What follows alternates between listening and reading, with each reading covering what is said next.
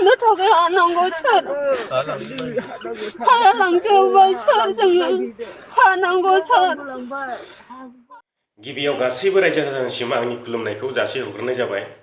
आङो बे भिडिअखौ लाना फैनायनि जाहोनानो जाहैबाय जोंनि चिरां जिल्लानि सिङाव थानाय माखासे गामिफ्राव बोसोरफ्रोमबो दैबानाजों जुजिनायखौ जों बयबो रायजो राजाफ्रा नुनो मोन्दों मेगनजों। आरो बे दैबानाजों जुजिनायानो जाहैबाय जोंनि चिरां जिल्ला आमगुरि पुलिस थानानि सिङाव थानाय सिसुबारि गामि आरो गान्दाबिल गामि।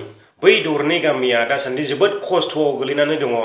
अन्नानै बेखौहाय जोंनि सरकारा नायनानै नोजोर होनानै बिसोरनो हाफोर जगार खालामनानै होनो हायोब्ला जोबोद गोजोननाय मोनगौ जोङो बयबो। आङो थांनाय बोसोरावबो थांनाय दैज्लाङावबो थांदोंमोन सिसुबारि गामियावहाय आङो थांदोंमोन। दैबाना बहर जानायखौथ' आङो नुहैयाखिसै। आंहाबो आइलेन्डखा, आंहाबो दै गेजेरखा, बेनिखायनो आं दै बारनो हायैनि थाखाय बहर दैज्लां समावहाय जेब्ला बाना जाफैयो अब्ला सहैनो हायाखै, मानोना जोंनि साइडजोंबो नाव जावनो हाखायाखैमोन। जेब्ला दैया लोयो बे समावहाय आङो थांनानै नायहैदों बिथांमोननि गामिखौहाय। बै समावहाय आङो जेब्ला थाङो अब्ला आङो नुबोदोंमोन फरेस्टफोरखौहाय बिजिर खालामफैनाय, बिसोरनो बबेबा जायगायाव हा होगोन होननानै बुंनाय बेफोरबायदि खोनाबोदोंमोन। नाथाय दिनैहाय फिन नुफिनबावबाय बिथांमोननि बेफोरबायदि दैबानाजों मोगा मोगि जानांनायखौ। बेनिखायनो आंनिफ्रायबो आङो खावलायो जाहाथे बिटिआर सरकार बा बिटिसि सरकारा बिथांमोननो बबेबाफोर जायगाफ्राव हा खालिफ्राव बिथांमोननो हा होयो, बेखौनो आंनिफ्राय खावलायनाय थाबाय। दा जोंनि जायगायावहाय ओरैबायदि सैसोनांगौ जानानै दं बे जोंनि चिरां जिल्लानि सिङावहाय। दा माखासे गामिफ्राबो प्रब्लेमाव फैहां फैहां बेफोरबायदिनो जाहां जाहांआवहाय जानानै दङ।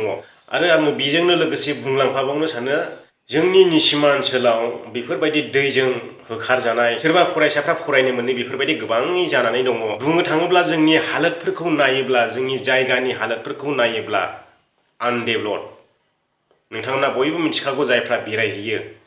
नोंथांमोना साननानै नाय सापागुरि टु मालिबिथा थांग्रा लामाया बिसिबां गाज्रि। बेवहाय रायजो राजाफ्रा जोबोद खस्थ' मोनो। सोरबा जब्रा जानाय, सोरबा स्कुल थांलाय फैलाय लायस'नाय, बैफोरबायदियावहाय जोबोद खस्थ' मोनो। मानोना बे लामाजों दिनाव 1000-1500 दामफार खारो। नाथाय बे लामाखौ बानायनानै होनो थाखाय रावबो कन्ट्रेक्टर उजिया आरो स्किम जायोना जाया जोंथ' एसेबांबो बुंनो हाला जाहैबाय। बेफोराव बे लामाया स्किम जायोना जाया, स्किम फैयोना फैया, आरो फैबालाय मा, फैबाबो 50% जानानै 50% नकल डुप्लिकेट खालामनानै मावबाय, 6-7 मासावनो बायबाय। बेफोरबायदि जागासिनो बे लामाया। बे लामाजोंहाय अजन बोनाय गारि खारनायफोरखौ नायोब्ला दिनावनो 1000-1500थानि बारा दामफार खारनो बे लामाजों। नाथाय बे लामाया ओरैबायदि गाज्रि हालोदाव दङ, नोंथांमोना हाग्रामा ब्रिजआवनो थां नुहैगोन। दा बांसिन प्रब्लेम जानानै दङ होनोब्ला बे खैला मैलानि सिङाव गोलैनाय सिसुबारि होननाय जायगायावहाय। बेस्राफोर बिथांमोननि हाया ओरैबायदि जाखाबाय, थानो थाखाय, आबाद खेथि मावनो थाखाय अन्थाइबारि, गासैबो अन्थाइबारि।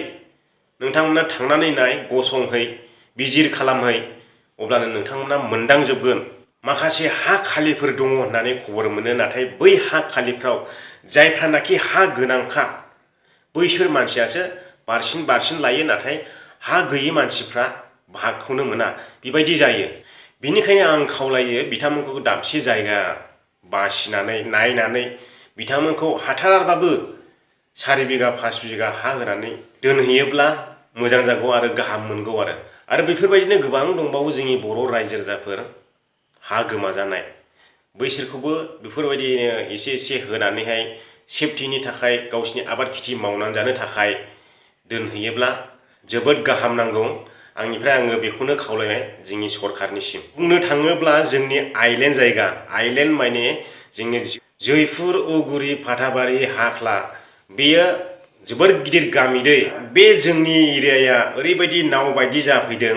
ओरैहाय हाग्रामा ब्रिजनि साहाजोंहाय ओरैहाय नांगल दैजों ओरै आइ दैमाजों लोगो लादों। ओमफ्राय बे दैयानो खर'आवबो जखा, ओमफ्राय गावनानैहाय उनावहाय बे हाग्रामा ब्रिजनि उनावहाय जइन जाफिनदों। दा बे गामियाव गोबां गामि दं, गैयालाबो 200-300थासोनि बारा गामि दं नामाथाय, आंबो इसेबां मिथिजोबा। बे गामियाबो ओरैबायदि नाव बायदि जानानै दंखायो। जेब्ला दैज्लां जायो अब्ला दैज्लां समावहाय ओरैबो थांनो हाया, ओरैबो थांनो हाया, ओरैबो बारनो हाया, ओरैबो बारनो हाया। ना नावानो सालायनो हायो, ना मायानो सालायनो हायो, ना मानसि गोजायैनो बारनो हायो।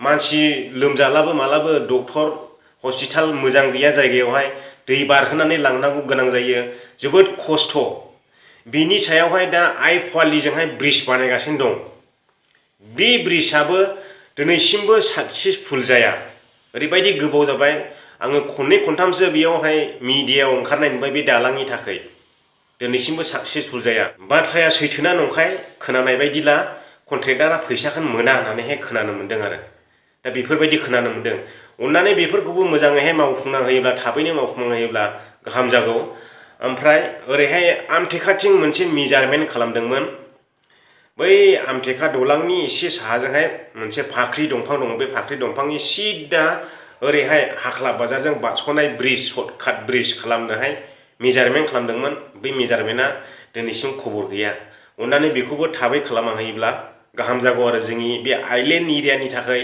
आरो ओरैहाय आमटेका ओरै बेंटल लाइस' फाइस' खालामनो थाखाय बे आइ फवालि बे आमटेका ब्रिजआ जोबोद गोनांथार मानोना आङो बेखौबो लाफानाय जाबाय बेखौ आंनि मेगन नोजोरावनो मेजारमेन्ट खालामदों दा आङो बेयाव भिडिअबो खालामनाय जादोंमोन बेयाव आङो भिडिअबो दङ बियो नोंथांमोना थांनानै नायहैनो हागोन सिगांनि भिडिअफ्राव दा बै मेजारमेन्ट खालामनाय दलांफ्राबो गोख्रैनो जाना फैयोब्ला जोंनि थाखाय जोबोद सुबिदा जागोन आरो बे जायगायावहाय माखासे ओरैबायदि आनडेभेलपखा दा जोङो अबेबा लामायावहाय सेन्देल खुनानैसो थाबायनांगौ जायो आङो बेखौ नोंथांमोननो खोन्थाखायो देग्लायहाय आङो न'आव गैया नङाब्ला नोंथांमोननोहाय ओरैबायदि आङो दिन्थिगौ सानब्लाबो दिन्थिनो हायासै दा आङोहाय बुंहरबाय थादोंमोन गामियारियाबो बुंहरबाय थादोंमोन आंखौहाय नाथाय बेयावहाय जोंनि गामियारिया गावजों गाव गोरोबनाय गैया माने गिनाय दङ सोरखारखौ नोगोद गियो दिन्थिनो बायो सोरखारनो हालोदना माबायदि आरो दिन्थियाब्ला बोरै मिथिनो सोरखारालाय जोङो दिन्थिनांगोन सोरखारनो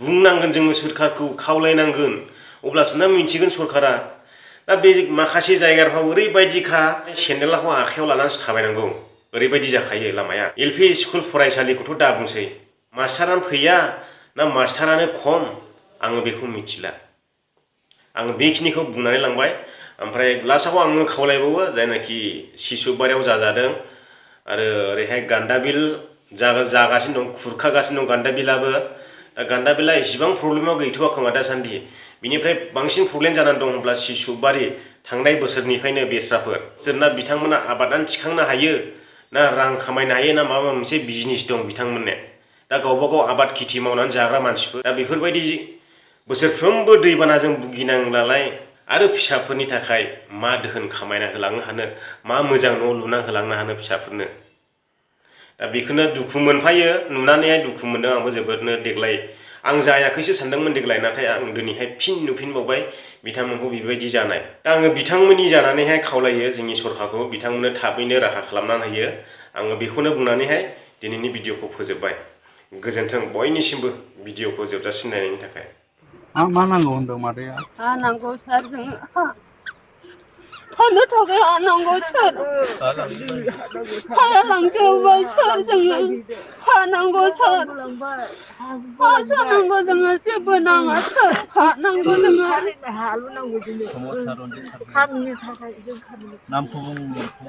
रन्जित सार जोङो हा नांगौ प्रमद सार जोङो हा नांगौ